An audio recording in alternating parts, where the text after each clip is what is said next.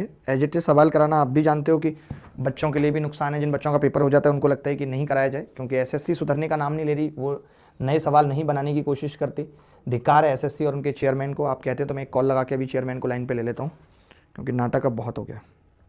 Hello chairman साहब, master साहब बोल रहे हैं गणित के। ये क्या बदतमीजी चल रही है आप बताइए। आप लोगों को 10 दिन के हिसाब से 4 शिफ्ट भी अगर मैं लगाऊं तो 40 मैक्सिमम शिफ्ट बनानी पड़ती हैं, और 25 से गुणा कर लें तो 1000 क्वेश्चन हो गए। क्या आप लोग इतने दिनों से ये धंधा चला रहे हो एसएससी का, आपके पास अभी तक 1000 क्वेश्चन नहीं बन पाए यूनिक है?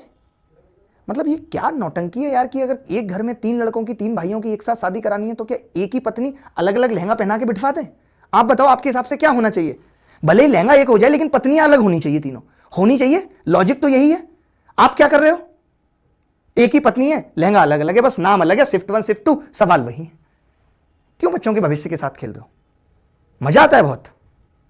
टीम नहीं है उतनी अच्छी, सरकारी संस्थान है। अरे टीम इसमें कितनी लगेगी आप बताओ। आप भी अगर 2 दिन निकाल के बैठ जाओगे ना, और सारे यूट्यूब पे जितने टीचर पढ़ा रहे हैं उनके यहां से भी 20-20 सवाल उठाओगे, उनकी पीडीएफ डाउनलोड करोगे, तो कोई बहुत लंबा टाइम नहीं है। मुझे तो ऐसा लगता है जिनसे आप पेपर बनवा रहे हो वो कहीं पहाड़ों पर जाके लाहौर में बैठ गए, उनको पता ही नहीं दुनिया कहां पहुंच गई। यार ये सीजीएल है, कंबाइंड ग्रेजुएट लेवल का एग्जाम है। मल्टी टैलेंटेड सर्विस और लोअर डिप्टी कमीशन में तो तुम बहुत अच्छे अच्छे सवाल बना देते हो। उसके बंदे अच्छे हैं, नए लड़के हैं।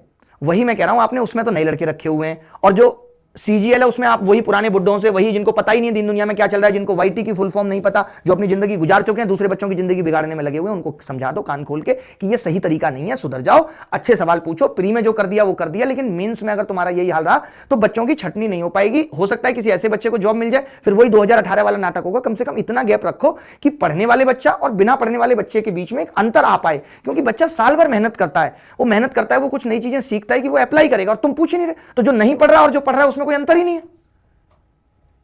ठीक है भाई, मिल लो, आप मिल के बात करते हैं और इस प्रॉब्लम का सॉल्यूशन निकालते हैं। धन्यवाद। तो चलो दोस्तों।